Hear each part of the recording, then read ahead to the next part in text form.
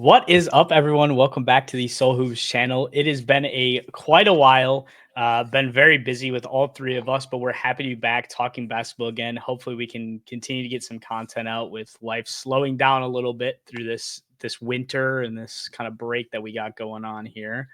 But happy to be back. We got Ryan and Matthias in the building as always. How we doing today, guys?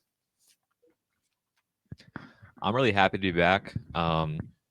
Obviously, like this is a good time for it now that things have kind of slowed down a little bit as far as like just kind of this week in between Christmas and New Year's is always like such a weird week. Yeah.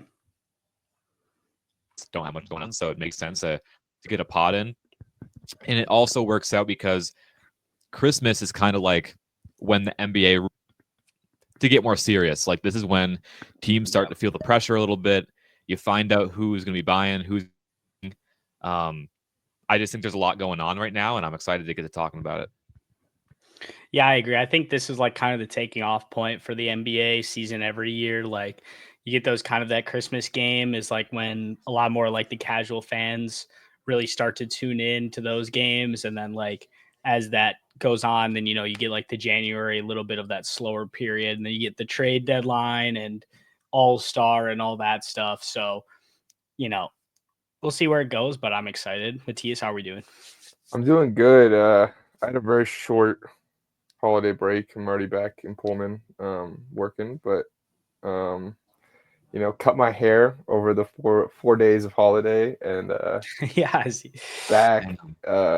Girls had a game today. Got a win against Pepperdine. It was fun. Good, There you go. good stuff.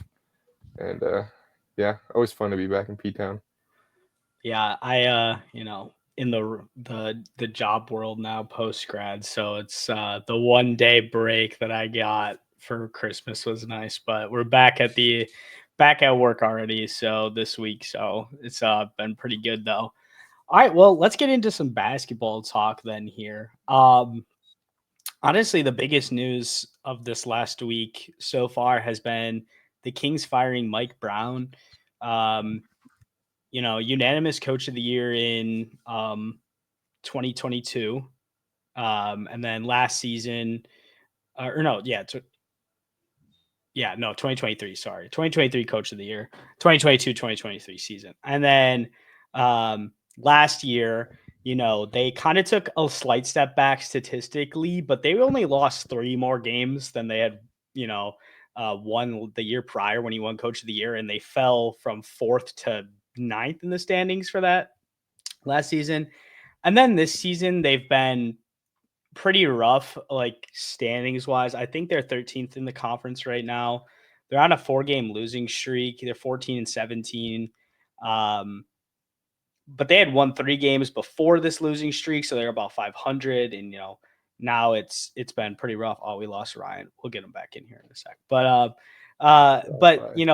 that taking that kind of route with them, and then there's been a lot of chatter with De'Aaron Fox and Clutch, going to the front office talking about long-term, alignment of goals and stuff like that, which is interesting. And we'll see where that goes.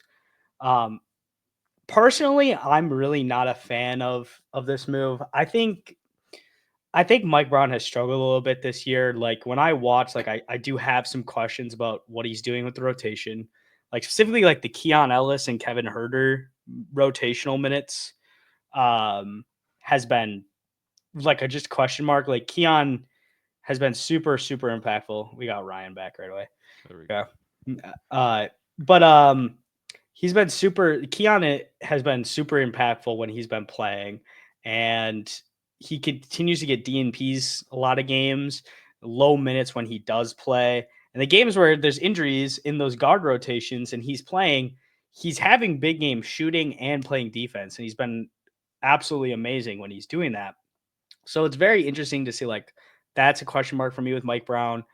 As well as just like, I don't know, like some of the late game stuff, like game management has been a little rough compared to how it was like the last few years. But overall, I think the main problem with this team is like the roster's just sucks. Like, it just isn't Yeah. good.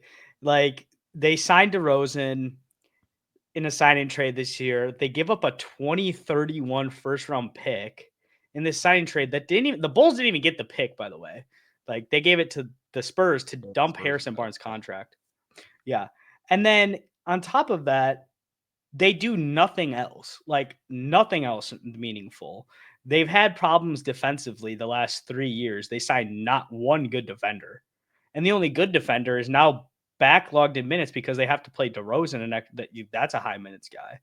And it just doesn't make sense. And like, I just think, like, for a non-winning franchise to finally be stable a little bit, to then fire your coach instead of they haven't tried to make any roster changes this season. Like, I understood if it'd be the off season and, trade deadline comes, you switch up the roster a little bit, it still looks bad.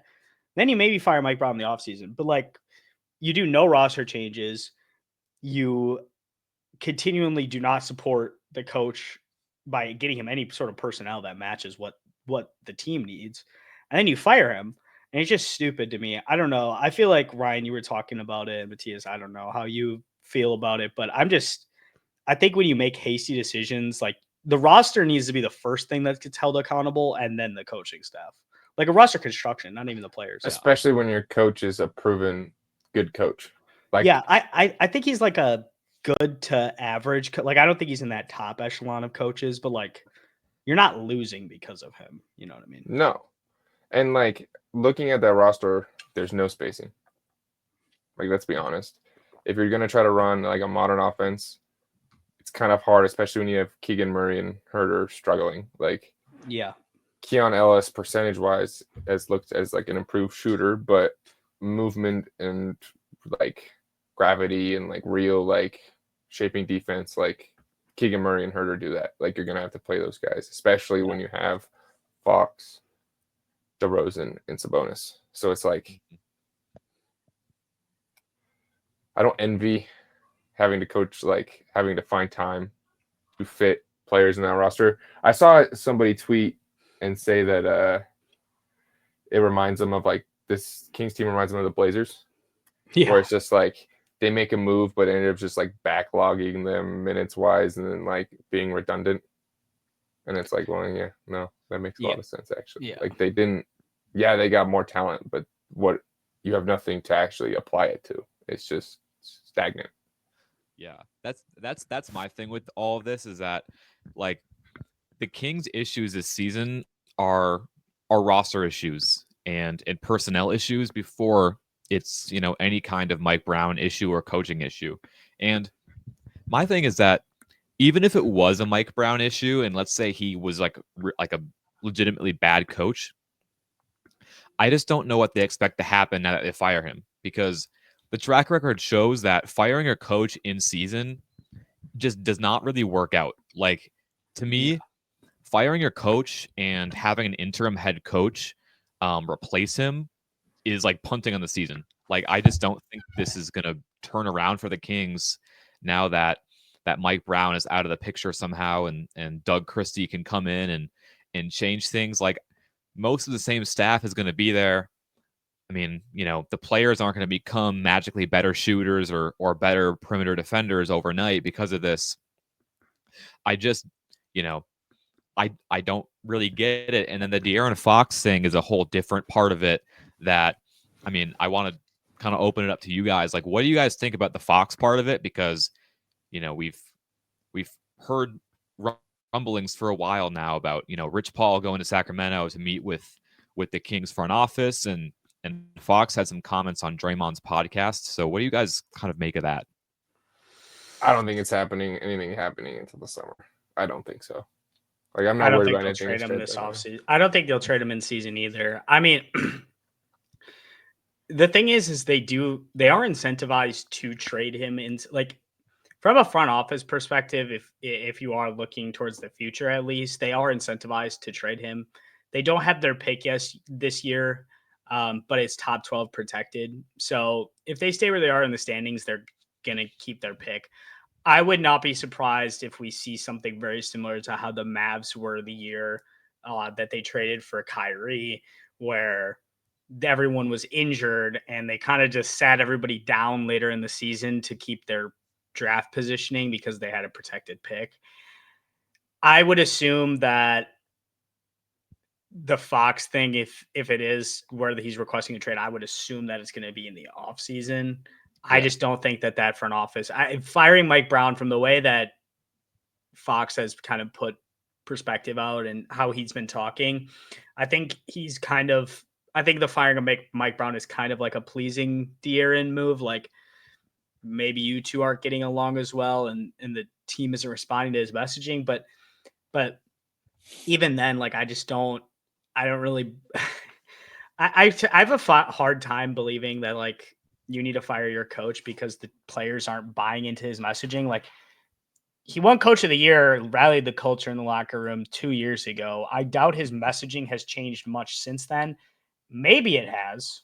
I doubt it though. Like I very much doubt it. Yeah. And then on top of it, like I hate that excuse because it was something I talked about with the Bucks last year with Adrian Griffin. I'm like, at some point you have to be a professional at some point, and you have to just understand that everyone's jobs are to win basketball games. And if you're going to not care and you're going to sell basketball games in a professional league because you don't like how your coach is messaging or you don't like the scheme, what are we doing here? Like I was watching Numbers on the Board, and Pierre from there was talking about the same thing. He said, at some point the players got to be held accountable to make the correct decisions.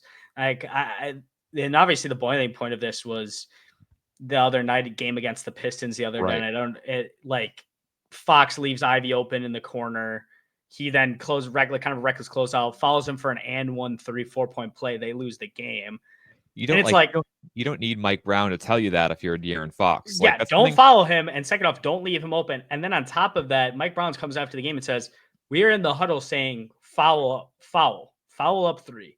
Like foul if they put the ball on the like if they just do catch and shoot, your high point catch and release type thing, like get him off the court, like just whatever. Like you can't really do much about that. But like if they put the ball in the basket, like on the floor, you need to foul. And it's like, all right, that's fine, but then why is nobody doing it? That's just dumb.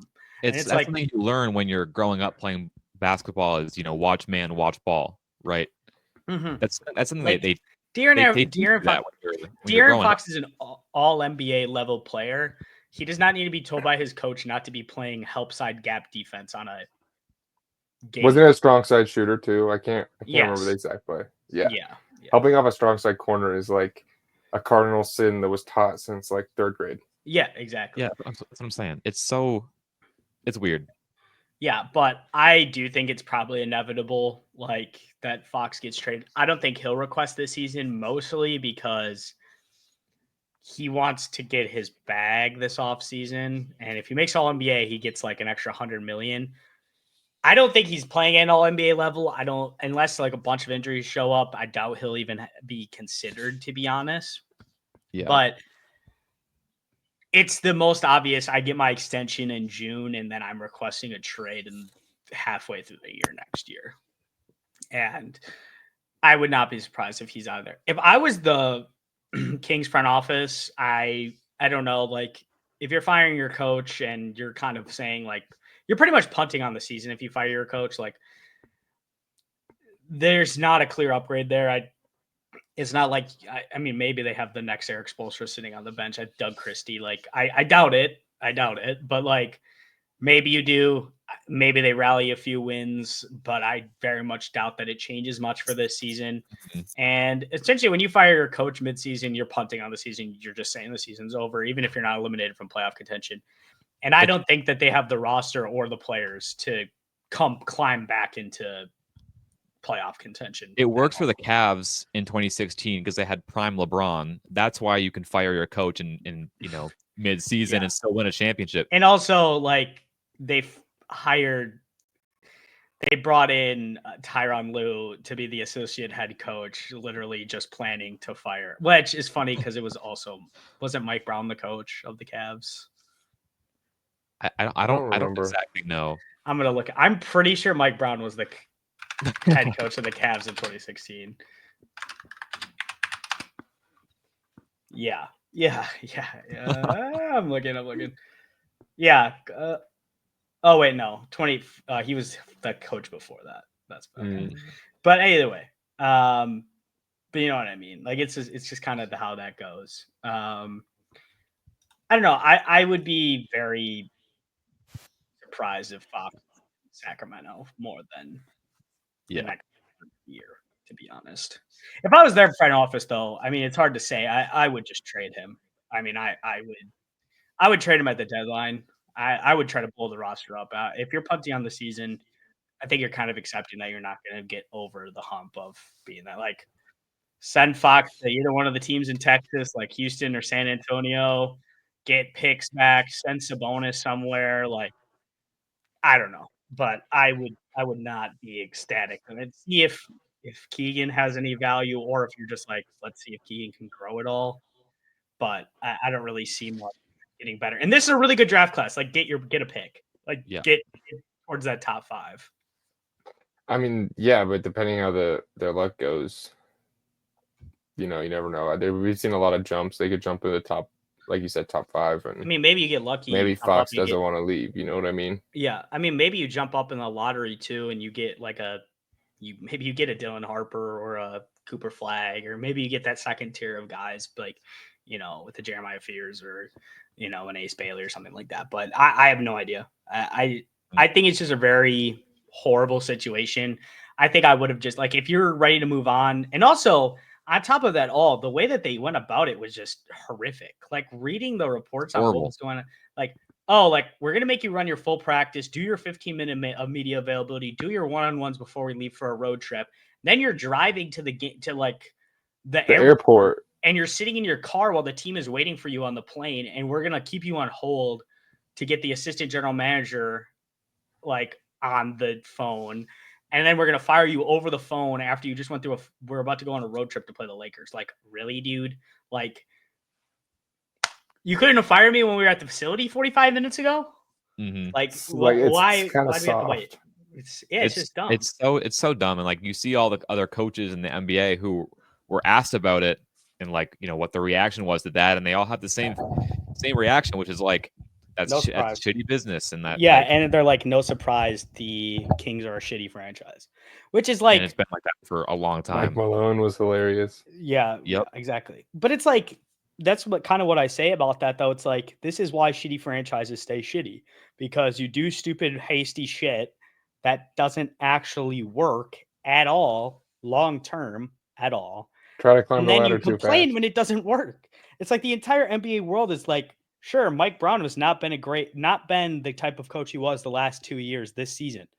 But I guarantee you, if the owner and the management team went up to him and said, your ass needs to sit Kevin Huerter down and play Keon Ellis, he sucks, I guarantee you he's fucking doing it if you tell him he's going to be fired if he doesn't do it. Because he doesn't want to lose his job. Like, it took him 10 years to get another head coaching job after he got fired. Like, just dumb. It's just stupid. And it's like, I like this. I honestly like the sets that he's ran for them. They're the number 8 defense and like the number 14 or number 8 offense and like the number 14 defense, I think. Like, they're not statistically bad. They're just not closing games well. And honestly, closing games is more on players than it is a coach. Because a lot of times your sets dilute by in the fourth. You just give it to your guys. Exactly. Like, that's what I get. And especially when you have a player like De'Aaron Fox, who, I'll respect De'Aaron Fox. He is a great player, but he's demanding the ball in the fourth quarter in crunch time. If you're not winning games, eventually it's on you and Sabonis, because you two are the best players on the team. Like, and even like this last week, like, if they just make the correct defensive play against the Pistons, they win that game.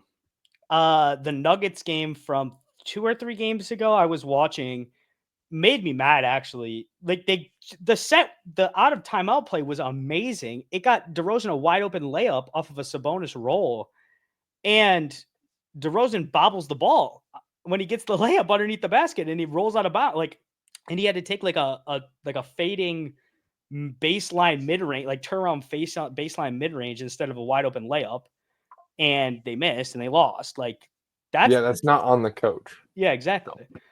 So I don't know. I think like also it's like I don't know what coaches you're probably getting like I mean, I'm not the NBA is a little bit harder to gauge like who's going to be a good coach in the when they get hired to be a head coach because it's more like personality more than it's like scheme like how like football is. So, I mean, we'll see where that happens. I would expect some sort of trade. Like they're going to try to make the playoffs because if not, they're going to lose their star player. So I'll say that they're gonna try to make something happen. I don't know what they're. I'm gonna pull up their assets quick, like pull up a fanspo here, but see what's going on. But I would not be surprised if we're seeing the Yeah. league sort of I'm gonna be right back. Sorry. overpays for some people, like just horribly. Yeah, I mean, they've been linked to Cam Johnson. They've been linked to a bunch of What bigs is on the that fixing? market. What the fuck is that fixing? Like that's my point, though. Like I think that, but like sports teams operate in a state of delusion. They always believe that they can win, no matter Yeah. what, which is just not true. But Yeah, I mean, I don't get it. It's like it's just like they have, so they have all their picks. So they could do something. They swapped 2031 with San Antonio, which I don't really blame them that much because it's like, maybe you just do that because you need to you just needed to get those contracts off. But it also keeps the options available for other trades. Like they do have all of their assets, 26. They have all their firsts. They have a second round pick most years. So I mean, if they wanted to target a Cam Johnson or something like that, I think it would be funny if a player that every single contender is trying to get that can get him would go to like the Kings. That would be really funny. But honestly, if I were them, I would try to throw assets for him. I mean, he does fit what they would need to do. And if you're trying to build around Fox, he's pretty much idealized Keegan Murray. So I think what they're missing is Harrison Barnes too. yeah. Kind of that low-key. that wing top, Yes. and Cam Johnson fits that. He'll hit movement shots, could drive to the lane when needed, play solid defense, length. Not like I guess Harrison Barnes is older now, but similar athleticism. But like, I think the concept of like the upgrade at wing with DeMar over Harrison Barnes was like cool. But I think it's more of like the play style of like the 3-point, the movement shooter, the spacing of the Barnes brought that's really important that the Kings are missing. Like I think they just don't have enough spacing. Yeah, I agree. And Keegan Murray, I think, even spoke to it in an interview, like saying like, my role in the offense is not the same as it has always been. Like he really like is like that movement, how you were talking about earlier, Matthias, like the movement shooting kind of like DHO guy. And now with DeMar on the team, those opportunities are significantly limited. He's getting less shots, obviously. He's playing less minutes because you're trying to get DeMar minutes. And the Sabonis and Fox touches, instead of going to Keegan and Kevin Huerter splitting movement shooting opportunities, they're going to DeMar DeRozan mid-range post-ups and ISOs. Like it's just not ideal. And I just don't think the team fits well together at all. Like this is kind of what I think of like when it's like and also like Fox has taken massive strides shooting wise the last 2 years. But still his biggest thing is his speed and off the dribble penetration. Like that is his superpower in the NBA. He's an exceptional shooter, but especially off the dribble the last 2 seasons, he's taking crazy strides there. But it's like everybody else, every single person on the team who's a star is trying to get to the rim first. Yeah. Because Fox's shooting gets opened up by his rim presence because they can't play him as tight on the 3-point line because he's just going to blow past you. So if everything's clogged up and the sets aren't working as well because there's not shooters moving off these screens anymore, it's DeMar and like whoever else, and you don't have great corner 3-point shooters anymore with Harrison Barnes. Like Harrison Barnes was like as a good player. Like we're seeing it this year with the Spurs. Like he held it down for like a week without Wemby. as like their main big man scoring option. And like, that was like nice. Like he's a good player. And I don't really blame them for taking the shot on DeMar necessarily. Like getting talent upgrade is. I actually like their offseason. I can't even lie. So Yeah. that's why it's just kind of, it's sad to see how quickly things have just like unraveled here, because I thought that extending Malik Monk was huge for them, or just re-signing him. I thought that was a huge get for them. Extending Mike Brown, that was a celebrated move by pretty much about everybody there. I thought they drafted well, getting Devin Carter. I thought that, which he hasn't played. He hasn't. I mean, he's been hurt, obviously, but I like that part. I mean, the DeMar trade, but also the DeMar trade. I get why. Like, I at the time, I was like, okay, I get completely why this could go bad, but it's more talent in the door, and let's see if they can make it work. And things, I mean, have really just completely like gone south this season. Yeah, and what I'll say too is like, I think, which we always talking about, like the Kings operate in a state, like every sports franchise operates in some sort of state of delusion on how good they are, or how good they actually are or could be. But like, did the Kings, like, did they delude themselves into thinking that they were going to be good enough where they didn't need to hit on a rookie? Because they aren't. Like, yeah, I don't know. Like, I like Devin Carter a lot in the draft. I think it was a great pick, but it's like, if he has injury problems, like, and they knew about, like, it was draft night that they said, like, he's going to have surgery with the shoulder. Yeah. Yeah. It's like, well, if you knew about that and you need impact players, why don't you draft a McCain to come off your bench and shoot?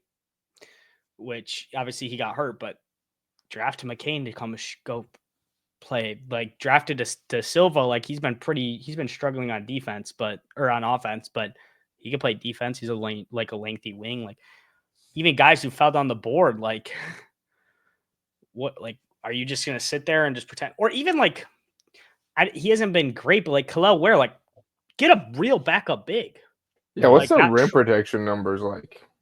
Bad. I'm sure they're bad.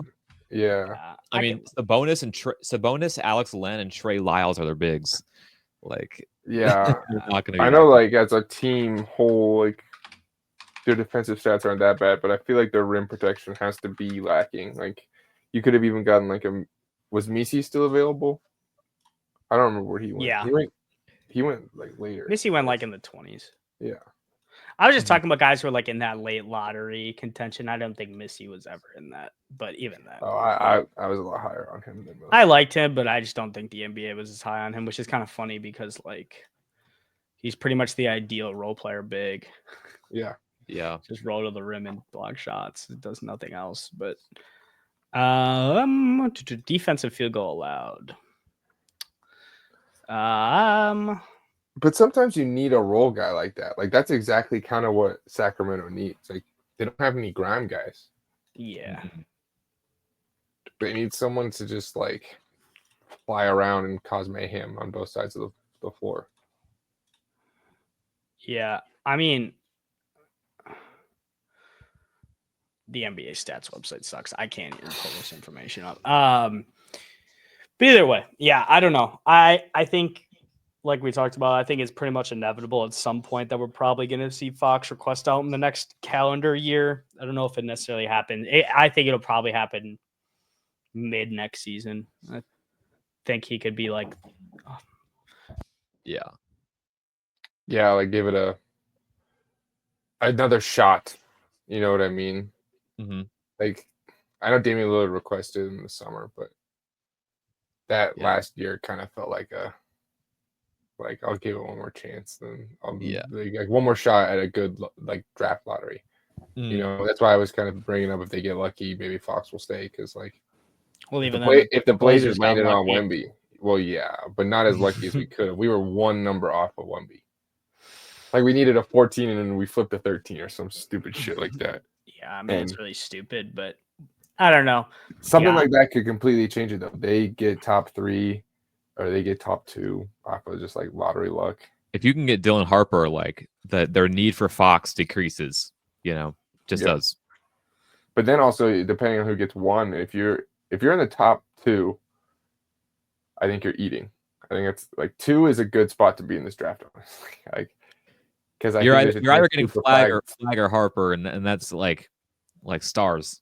yeah. So Unless you have a potential like log jam at a position, but I Yeah. think those guys are multi-positional enough that it does not matter. I think those are the type of guys that you make the logjam go away if you get those. yeah. So, yeah, I don't know. And even but then, either way- I do like this draft a lot. Sorry to. oh yeah, interrupt no, all this is that. going to be a great draft class. I'm kind of course, this is the one of the years the Bucks don't have a pick. So Same with the Wolves. So yeah, I have no idea what the. well, Blues it doesn't matter because they would Well, not hey. play him either way. well, listen. Actually, we have Detroit's pick, lottery protected. So if they make the playoffs, we do get to draft in this year's draft. Oh, So that'd actually be a pretty decent I'm pick. It's probably like 15. I'm a huge Pistons fan right now. I'm so hyped when they They're win games. hey, the Pistons are pretty. Holy, The sorry, Pistons holy are shit. good, man. Mm-hmm. I kind of like how the Pistons are playing. Same with Kate, bro. Kate is legit. Yeah, he needs to stop turning the ball over so much. But other than that, he's been good. Like, Mhm. I think he's like taking the step into that all-star tier, like that certified all-star tier.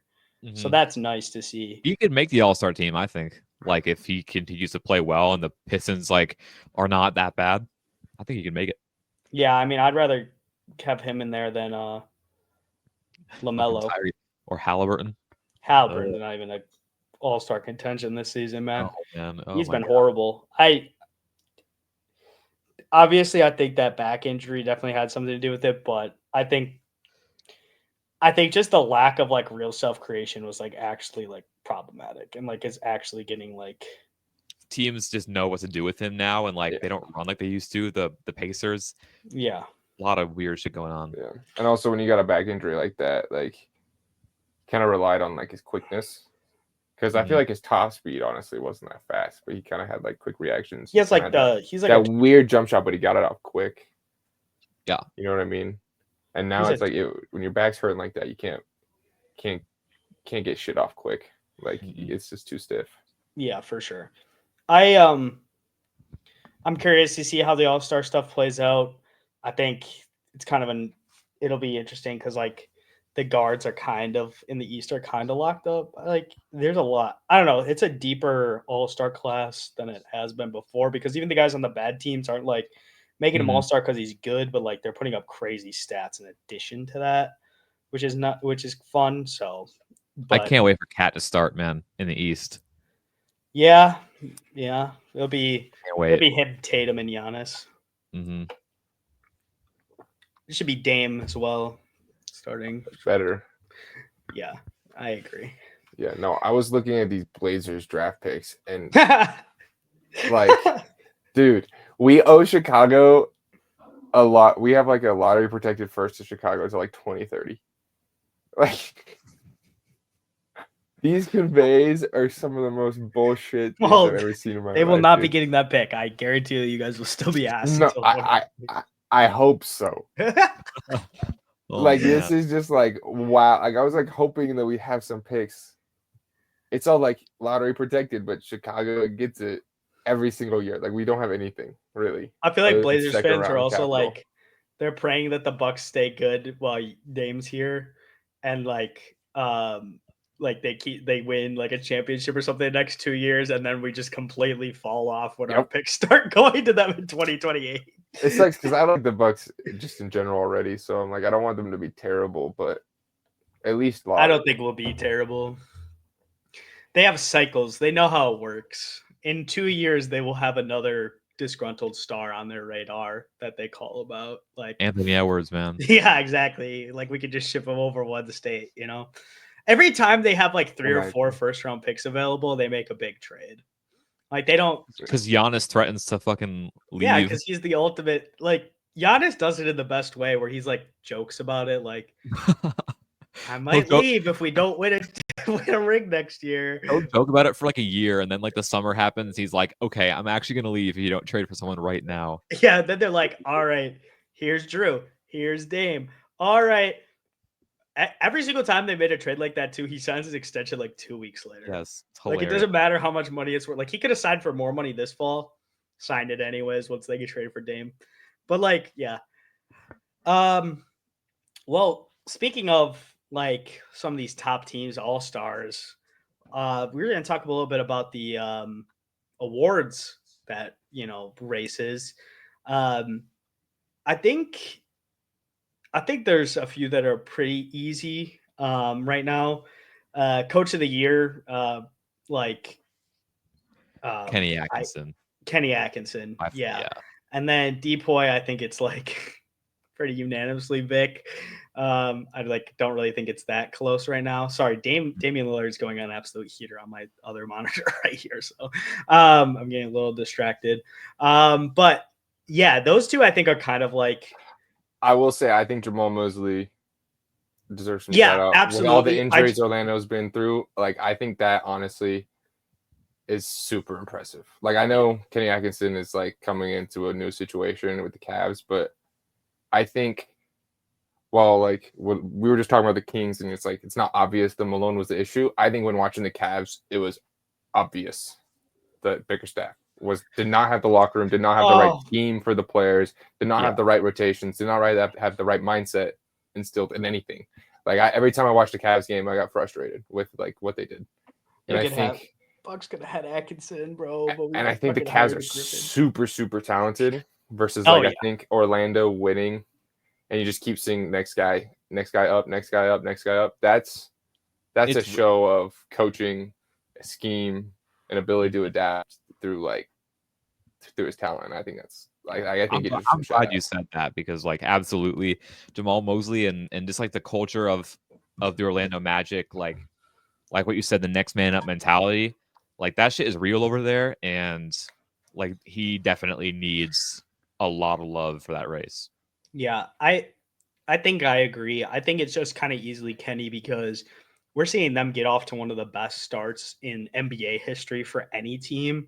And also obviously navigating injury is something that Mosley's done exceptional, and Orlando as a whole. Like, I think they've done a really good job at finding guys that can kind of build out their star players when they miss time in the aggregate. Like, you can throw in like a Goga and a Tristan da Silva and all these guys to kind of make up that defense that you're missing.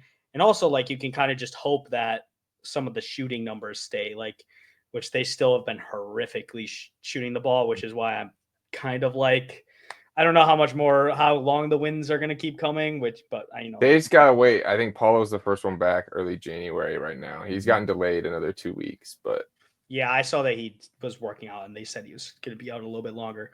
But I'm excited to see how they continue to grow. I do just think that also the way that Kenny, we've seen the flashes over the last few years, but Kenny Atkinson 100% opening up and the floodgates on Evan Mobley's development offensively has been probably the biggest story of the season overall from a developmental standpoint in changing the scape of contention in the NBA. And for that reason, I would just have Kenny above. And also, a lot of stuff goes to the Celtics when it comes to the shooting. That's the team everyone thinks of. The Cavs have been generating, I think there was a large criticism of the Celtics when they started to shoot a lot of threes that they would take bad threes. The Cavs are taking a lot more threes than they ever have, but they're generating tons of really good shots. And that is something that goes on coaching a lot of the time, especially when Donovan Mitchell is an exceptional player. I think he's a borderline top 10-ish guy. But he's not a, gravitational force type of player where a Giannis, where he's generating offense like that. And I really do think that the continuance growth of that offense, they've looked better as the season has gone on. They started 17-0 and they've looked better since then, which is crazy to say. So I think that's just something that's really really just speaks to how much different their coaching has been this year. And you can kind of see it with Bickerstaff in Detroit now. he's rallying guys, but like there's some times you look at the team on the court and you're like, what the fuck are they doing out there? Like they just look discombobulated. So I think that's why I have Atkinson, but I think Mosley has been my second guy. And honestly, like the third guy that I vote, they're not even a good team, but Jordy Fernandez, like from the Nets, like he is like, I think the way that he has like, I think like their players are playing way above their level, which goes to coaching a lot of the time. But I think like the way that he has continually gotten production, even as down the bench guys, is really impressive for me. Like Cam Thomas has missed a decent amount of time so far, and like guys are stepping in and they're finding like these scrap heap young players that they're kind of assembling on this roster, and they seem to be in a position to succeed a lot of the time, which is, to me, that's coaching. And I think when you're over, wouldn't vote for him top 3 at the end of the season because I think they're about to take a nosedive off a cliff over the next month. But up to this point, the way that talent has outplayed its level, I think has just been good to see. I haven't watched too many Nets games. From what I've watched, it seems like it's very much he schemes around the guys. Like it seems like he lets the players play how they like kind of want. Like not how like they want to, but he kind of navigates. He knows like, what their tendencies really well. Yeah, exactly. Like he lets Cam Thomas be Cam Thomas. You know exactly, which is something that a lot of coaches are not willing to do, especially on young teams. So it's nice to see a coach that's willing to do that. Depoy with Victor Wembanyama. He's the best defensive player in the league. And last year he was too. I'll just say, like, he was the best. They last still want to year. give it to him because he was a rookie. Absolutely. Rudy deserved his award last year. Bear, please. I respect Rudy's season last year. But it was exceptional, especially with the way amazing. that the team rallied around him. Individual defense, I think Wemby, like basically came into the NBA as like the most individually impactful guy right away. And like this year, he's gotten just better at that, and it's crazy to say, but yeah, I mean he's I think Wembanyama is going to continue to win Defensive Player of the Year awards for like the next handful of years as long as he's this dominant and he stays healthy. I just like don't know what's going to get in the way of him doing that.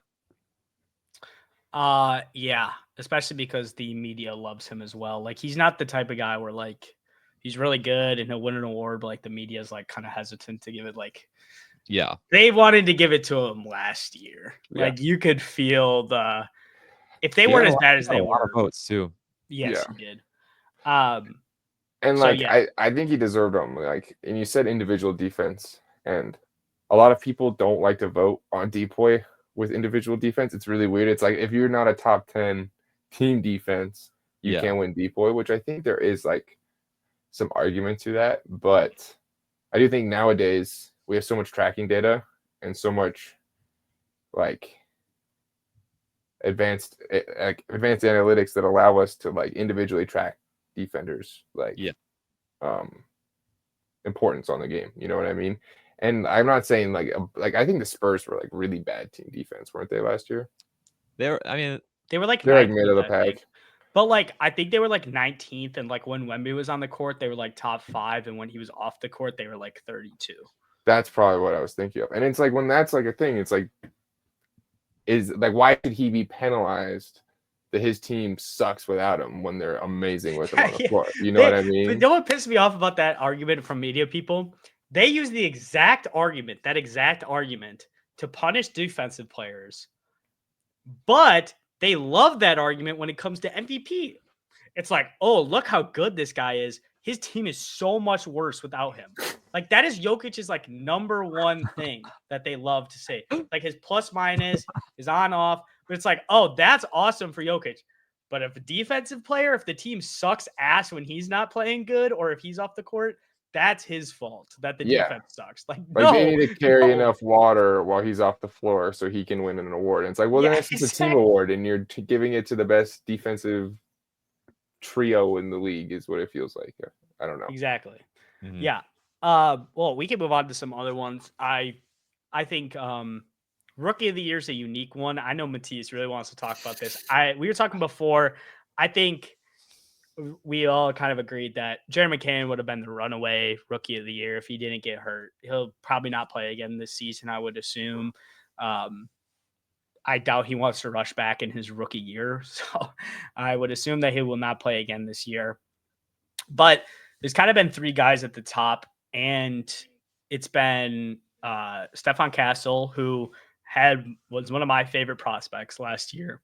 Yeah, I I think we were all really high on Castle going into the draft. Yeah, I mean, I knew that I didn't know if the shot would fall, and it really hasn't this year as much, but I just knew that he would find a way to have a positive impact when he's out there. And he's not been horrible. I think he's given about 11, 3, and 3 right now as like the backup guard, like spot starter. So like that's pretty good. And then we have Yves Missy, who has about 11, 8, and like 1, I think. Like a block or 2 a game. And then Jalen Wells, who has been also putting up, I think he's averaging about around 11, 3, and 1.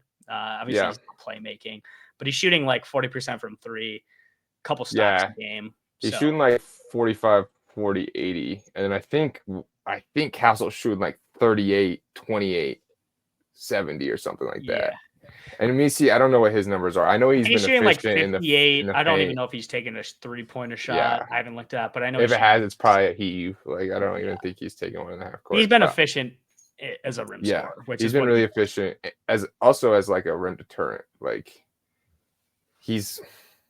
I've watched a few Pelicans games from what I've watched. Like he's done a good job of defending without like fouling. And that was kind of my biggest question with this. A lot of times, like, he could block shots, but he'd come in wild, and I'm like, that's a foul.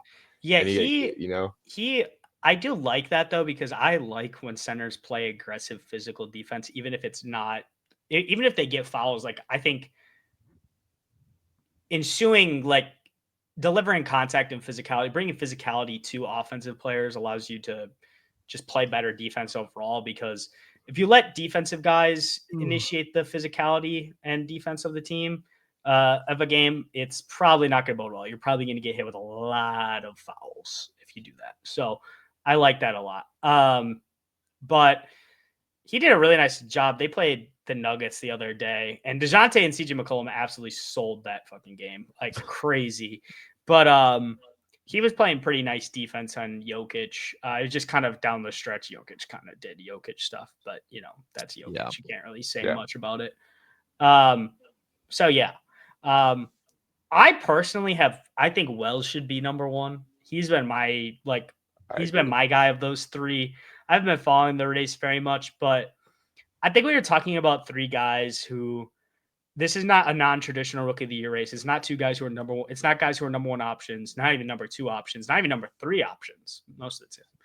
And it's like all of them are putting like low number, counting numbers, high impact stats. Well, if you're doing that and everyone's averaging around the same amount of points, the same amount of rebounds for the guys who are playing guard wing minutes, all that stuff, it's like, all right, well, who's the best in their role at that? And Jalen Wells has been the best. He's been absolutely locking up elite players all year, guards and wings, being switchable, hitting threes off of in a team that needs floor spacing when they have Ja. And it's just been great to watch. I think that's just that's kind of the definition of a high impact player. And if you're giving an award based off high impact for a non, counting stats type guy, then why not do it with the guy with the best team, Yeah. And I think I know Castle has been a really good defender as well for a rookie, and that's a lot of what his case is that he's been a really good guard defender. But I would argue that Wells has been better. He's been playing more minutes guarding. He's literally guards the best guard and sometimes forward on the team. He was guarding Scotty Barnes in the first half against the Raptors, did a pretty good job, then switched on to RJ Barrett and face guard him for the rest of the game. And I know those aren't stars, but that's their best players on the floor. And then he goes and he guards Steph Curry. He's had a lot of games where he held Fox to a 5-18 game. He's had a lot of these really good performances. Yeah, he didn't even just guard Steph. He clamped up Steph. Did he even make? I don't even think he made a shot. No, from the I think field. I think That he well, was like 0 of 8 or 0 of 9 yeah. when guarded by Wells. hmm And So it's like, and then you also look at the efficiency. I think when you, like you said, Jeff, like high impact, you got to look at the things that like kind of like make a high impact player. Like, all right, like the efficiency is a glaring thing, and I love Castle's game, and I think it'll come around at some point. But I don't think he can win Rookie of the Year with those numbers. Yeah. I just don't think you can. Yeah, being an inefficient role player, winning, like I think he'll be a really good player. I think he'll get a lot better throughout his career. Got a sick ass nickname with Wemby Area 51. That's fire. But Yeah, like I don't understand. Like if you're gonna give it to somebody who's putting up low numbers, like give it to the guy who's being high efficiency in those. So I'm not sure. We'll see what happens though. And then I guess we'll have MVP talk then I guess a little bit here. MVP talk's been pretty pretty nasty this season. More agenda pushing than it has been actual MVP talk, to be honest. Which is kind of how the beginning MVP talk kind of always is, because you kind of got to get everybody wants to get their guy established in the conversation. yeah, So we'll see how it goes there. But I think the latest rookie ladder, or the latest ladder, was Jokic at 1, Giannis at 2, and Shea at 3, which I think has been pretty much the clear top 3 this whole season so far. I don't really think anyone else has been on quite the same level as those 3 guys, to be honest. I would probably, like, honestly, like this last few weeks, like I would probably give it to Shea, honestly. Like they've been the best team in the West all year. He's been exceptional, averaging 30 again, still a really good defender, high impact. I think the main thing holding it back for me, like if I was predicting it, is like I think Jokic and Giannis have been better than him this year, but the real thing is like, well, they're both like team records aren't that great, and it's not really their fault necessarily, but it's just a fact of the matter. I don't. I think that if Jokic, I don't like the fact that Jokic has been the front runner so far. Sure. I think that voters and people who make the ladders have just gotten so lazy with MVP, with just giving Agreed. it to the guy who's the best player. Like the MVP has never been the best player in the NBA award, right? And it feels like with Jokic, and I thought this last year low key too, that they've just given it to him because he's the best player in the league. Like there's more to MVP than that to me, and the Nuggets have not been very good, and obviously that's not Jokic's fault. But like but some of it is. Some of the defense is. He's some been of a it little is. bit. I know his numbers, like he's been really great on offense this season, obviously. Like he's shooting a crazy high efficiency from 3, and obviously still he's highly efficient everywhere. Like that's his thing. He's been playmaking great, averaging damn near 30, like 14 and 9, I think, right now. But like his defense has taken like a real step back this year. Like I kind of let them run with the narrative, and like I had really no problem with it for most of the season or most of the last year or two. Like I think he has improved on defense overall, but this season he's much worse than when he was last year, and he's much worse than he was in that playoff run where they won the championship. And I think that has been the biggest thing for me. And they have not been able to get stops at all throughout the games, and that has been one of the main things that has held them back. And his defensive, his lackluster defense has been part of that. Yeah. And I know, like, he makes up for it. Like, it's really not his fault because he's such a positive player that, he might miss a rim contest or whatever. But, like, sometimes I feel like he's been taken advantage of. I mean, the Blazers took advantage of him in the clutch. And also, I don't mean to, like, pull that up from a couple weeks ago, but what was that scheme by Malone on that game winner with the Blazers? Like, some of it is, like, when you don't have help side defenders in position, don't force the offensive player to where like you need Jokic to be in help side. Like there needs to be an understanding that like to force them middle or to force them somewhere to where people can collapse. and it can be more of a rim deterrent rather than a help side contest, because Jokic isn't capable of doing that. You know what I mean? Yeah. And I don't know if they switched their scheme or if I haven't paid enough attention to it in the past years, but I feel like a lot of times you have Jokic help side a lot more than I would want, or like a little help, not helping as much as you'd want, you know? And maybe people are picking up on timing or bad timing that he has now, but I don't know. I'd have to watch more film. Yeah, I think a lot of it is just their overall defensive personnel. Like, we're losing KCP, they've lost a lot of that high-end screen navigation defense that they have had over the last few seasons. And then in addition to like losing, I mean, they missed Aaron Gordon for a decent chunk of this season so far, and he's their best defensive player on the team. And then just that bench is absolutely atrocious overall as a whole for the Nuggets. Like, I just cannot believe that there's a real team that's rolling out a DeAndre Jordan like at the 5, like playing actual minutes in like big 2024, dude. Like, that's crazy to me. And also, they really have no way to actually get better. I mean, we've heard the Levine stuff a little bit, but even then, it's like, I don't know how much of a changer. I think Levine's better than like an MPJ or whatever, but I'm not sure how much better they really get from that. But we'll see what happens with that. They don't have many assets, to be honest.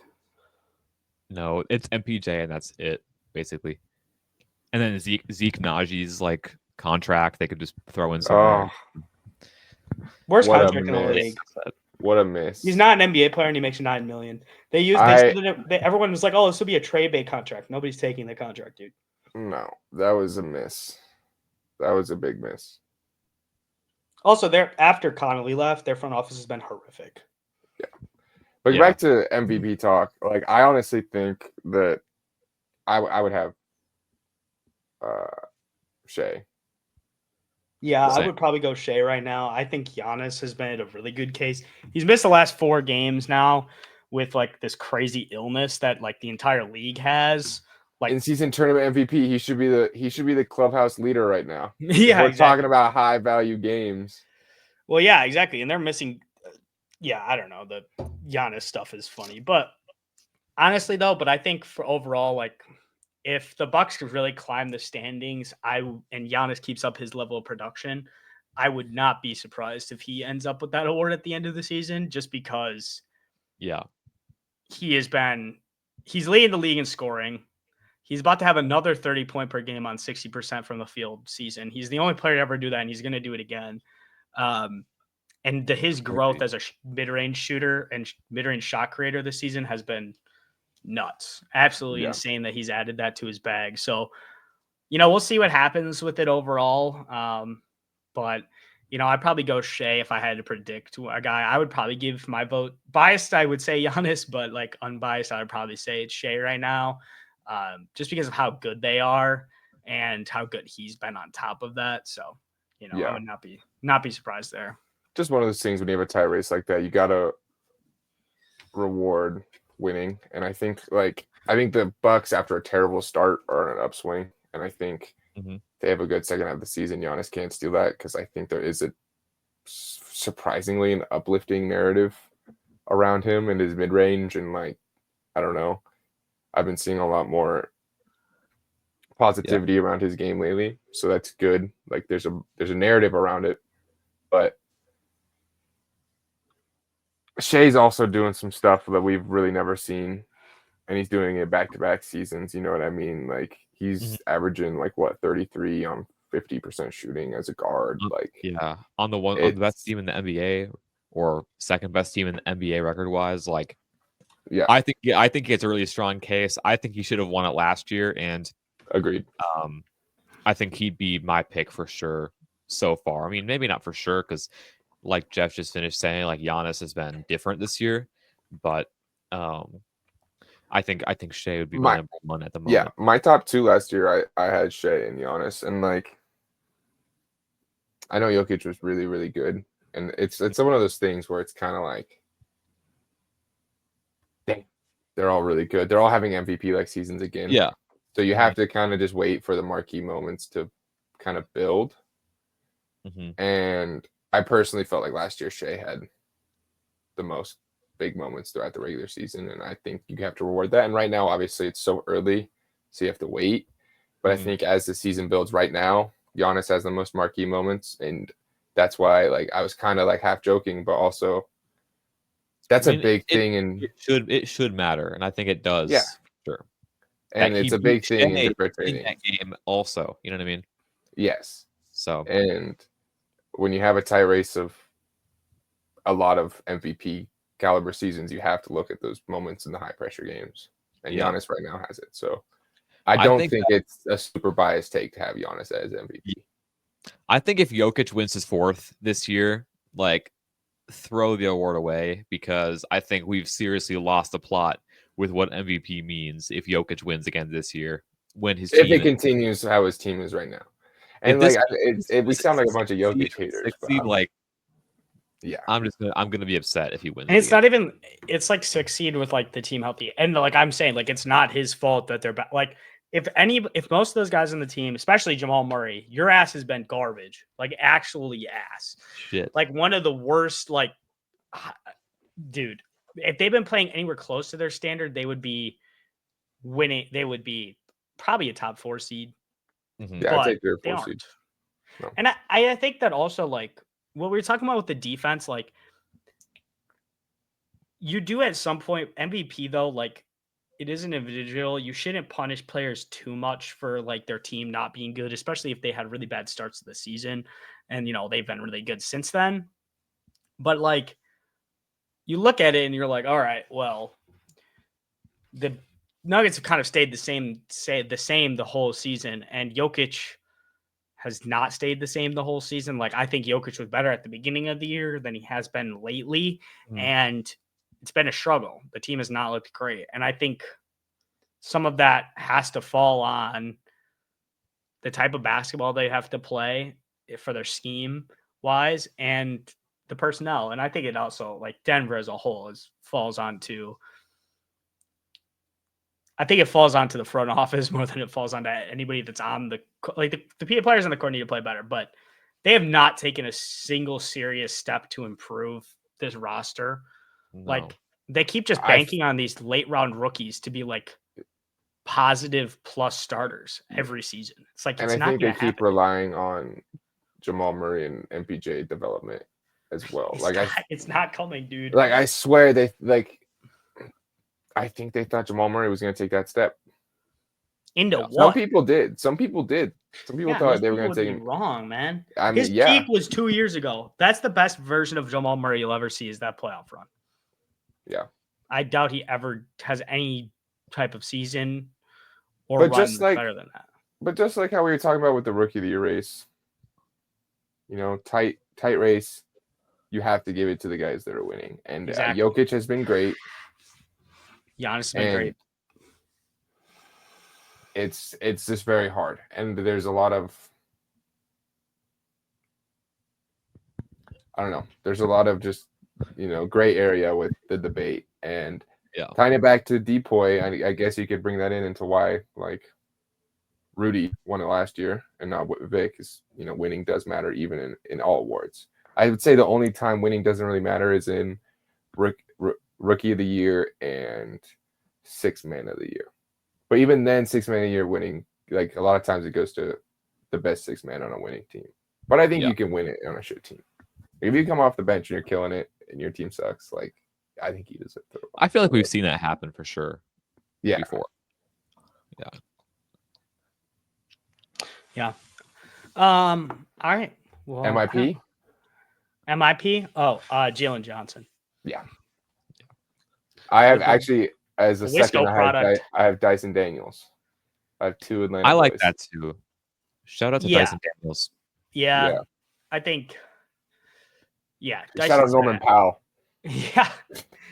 Blazer legend. Let's go. Actually, though, it's funny because he was right, man. Paul George leaving, he got his opportunity now. You know? What did I say about those clips, man? They were gonna be good. So funny. Yeah. Hey, James Harden, elite floor raiser. Always will be, I guess. Yeah. Doesn't matter how inefficient he is or whatever on a night-to-night basis. He just generates offense. So give him the rock and you'll have a good offense. Yeah. Jalen Johnson, I think, is just obvious MIP. He's one of the only players in the league averaging like what 29. Yeah, like 20. I don't even remember stats, like 29-5 or something like that. I don't remember, but he has been amazing. Absolute threat. Still has some half court issues if we're gonna be nitpicky about his skill set, but he really has been a perfect pair for Trae Young, and I think going into the future, I think he's going to be the one they need to continue to see take a step up. I know Risa Shea hasn't been necessarily first overall pick production yet, and I think right now in the development basket, I'm putting it all on Jalen Johnson, and I think he's going to be kind of the tipping point of if Atlanta can get back to like a conference finals or not. You know what I mean? I agree. And I think this is just like the first step of it, because I love his game. Yeah, I agree. Switchable defender, can rebound, play make. Yeah, especially in the open court. I love him in the fast break. His ability to be a rim presence is really like opened up a lot of stuff. He's kind of like idealized what they wanted from John Collins, like on it, like yeah. And he's been that. He's just a good player. Like, and honestly, like he has like the point forward skill set a little bit too. Like I do trust him to push the ball in transition and make decisions. 100%. He's not like I'd say he's a plus playmaker, but he's not like a exceptional playmaker where you're like, all right, go make a play for us down in the half court. Probably not like that. But they also have Trae, who, despite his shooting season, has been really good this year, in my opinion. He's one of the best offensive engines of all time. It's just kind of crazy that he's shooting as bad as he has this year. Yeah. All right, we got anything else, or we want to wrap up here? You guys want to do a quick little throw together all NBA first team? Yeah, let's do it. I think this is because I interesting because Luka's not going to qualify anymore. Exactly. So I think you got Giannis, Jokic, Shea are the locks. Yep. And I have mine filling out with Tatum and Wemby. That's what I have too. Yeah. I'm curious though, because I feel like I'm missing somebody who's having a really great season, but well, I mean, Luka not being there kind of be the weird absence. Let me look at the standings. Yeah, I don't think anyone from the Cavs is having that type of year. Not yet. Not better than Shea or Wemby. Nick's not really, no. I mean, not better than Tatum. I mean, Tatum maybe, but Tatum I feel like has I know I feel like we say this every year, but Tatum I feel like has improved at least a little bit. Like he continues to be. I like the season he's having a lot. Yeah, he reminds me a lot of Devin Booker in the way they just continue to refine their game. It feels like every year. Booker's been kind of rough this year. He has, but I believe in him. He's been hurt. He's been in and out of the lineup, hasn't he? Yeah, I don't really know who else you would throw in there. I mean, I think for Wemby to get it though, he'll probably need to. They need to move up the standings. Yeah. Yeah. Because he's not established enough as a good player where he gets the benefit of the doubt. He's a really good player. But like Luka got it when he was like the 10 seed, but like he was Luka at that point already. Like he got it over Dame, whoever like 32. Yeah. God, that was bullshit. Yeah, tough year. Which is funny because they used the injury excuse for Dame of him sitting down, but they also benched Luka for like the last 10 games of the year. God. Yeah. And no one in the East is good other than Giannis. I mean, you can maybe give it to Mitchell. Yeah, I don't know. Has he been out of the lineup? Like, what's his game? How many games? He's only averaging 23, 4, and 4. I guess that's fair. Like he's like they're still really good. Like that's like, but like I don't know. It's just he doesn't have the counting stats. Just because I think if anybody would have the counting stats, really. Just because they've been so good and so many other guys have taken steps offensively, but Julius Randle. Great ball player. No. Hey, the trade was worth it. No, don't say that. Do not say that. Pull up the rewind. They should have just waited 1 year and then just traded whoever was worse of Rudy and Cat this season. They Seriously. Or just trade Rudy after this season because he's like, it's like, who cares, dude? And like, if they were gonna, why I don't get why they drafted a young guard. I guess maybe And then not play him. No, Yeah. no, I get why they drafted young guard. I don't get why he's sitting on the bench because their guard rotation fucking sucks. I agree. Conley fell off. Dante can't hit a Dude. jump shot. And looking at He's been this better, draft, but I feel like it's deeper. There's a lot of guards I like. So many guards, bro. There's so many guards. I feel like you should have gotten a big and replaced Rudy if you want to get rid of a contract, because you can replace a rebound shot blocker. I know like he has all defense impact and like all generational defense impact, but he's also aging, and that archetype is easily replaceable. One of the more easily replaceable archetypes in the league. And this team plays so much better with a spread floor. I'm sorry. Like Ant having space to attack without 4 guys sitting in the gaps waiting for him, like it would make his life so much easier. And yet we mistake per gravity. Yes.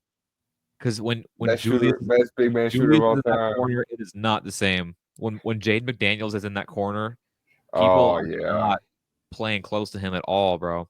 Another player I feel like that like the franchise banked on developing that didn't necessarily have that next jump. They paid him. They paid him when he shot 38% from 3 that one year, and it's completely fallen off. And that was like a complete career high, right? Like he wasn't ever. That was the outlier year. Yeah. And not who he is. So now he's just like a non-spacer, non-scorer, limited playmaker who teams sag off so they can just double Ant whenever he gets the ball and is going downhill. Rudy's waiting in the dunker. They know that Ant's not going to pass him that ball. You know, they're not going to. Because half the time it's a bad pass. Giving him the ball on offense is a bad play a majority of the time. Most of the time, it's a bad play. Even when he has his guy sealed under the basket, like it's a lob or a handoff with him. I don't trust him with anything else. And the problem is Anthony Edwards doesn't like to throw lobs. No, he's not a lob passer, and that's fine. He's also learned to play make in other ways. He's not a floater guy either, and like usually guys are good at like both of those things. Yeah, like it just doesn't fit. Yeah, and Mike Conley fell off a little bit. Dante DiVincenzo can't shoot. Naz Reid he did have a good game last game, right? Didn't he hit 6 threes? He was really good last game, but other than that, it's been the mishandling of Naz Reid also. He might just end up like I don't know, like leaving, wanting out. They might even use him as trade bait now because they are screwed. They have completely lost what they're doing. Yeah, it's been rough, but you know. Yeah, not a fun watch as a neutral fan. I can't watch. I really liked watching their games last year, not this season. Yeah. That whole tangent just to say that Anthony Edwards isn't all NBA. He's not. That's where that no NBA, not all NBA first team. No, all NBA first team. That's what I mean. Yeah. He could. Yeah. You could definitely make all NBA second or third team. Because he doesn't really get hurt ever, and he never misses. So he never misses time. So he's gonna meet the 65 game requirement. And he's played good. Like he's been a great player. Like I feel like our last video we were talking about how he was shooting the hell out of the ball, and that came down a little bit. It came down a little bit, but his percentages on the year are still really good. For his standards, and like his counting stats do look good. So I think he'll be an all-star and he'll be an all-NBA, and he has the media behind him. Like they like him. They're trying to push him forward as like one of the next guys of the generation. I don't think the Wolves' struggles are on him. You know, I think they're part of them are, but I think part of them are. I think Julius, like, I know, like, got a lot of fans want to blame the new guy. I really do think that a lot of the issues this season are from Julius Randle. It was a bad trade. It was a bad trade. It was like, bad. I was high on Cat and his like connective passing, but watching him in New York, he's a good passer and he's a willing passer, and Julius Randle is not. And when you have somebody like I think that has made Anthony Edwards' playmaking woes more noticeable. You know, Mike Conley taking a step back, losing connective passing, I think, has made the fact that Anthony Edwards isn't necessarily just like a primary pick and roll ball like playmaker, like more evident because you don't have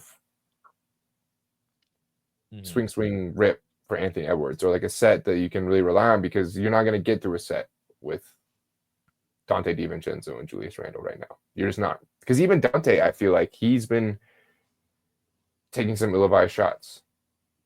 I don't know if that's just me, but I feel like a lot of times like he's taking things out of the offense, and a lot of times as soon as he touches the ball, it's probably going to go up. And I don't know if I'm being overly critical of the new guy, but that's just in my minimal Timberwolves games what I've seen. Yeah. All right. Well, with that being said, I think we can wrap up here. Appreciate anyone who's watched all the way through. We will be back hopefully soon. And, peace out. Peace. Peace.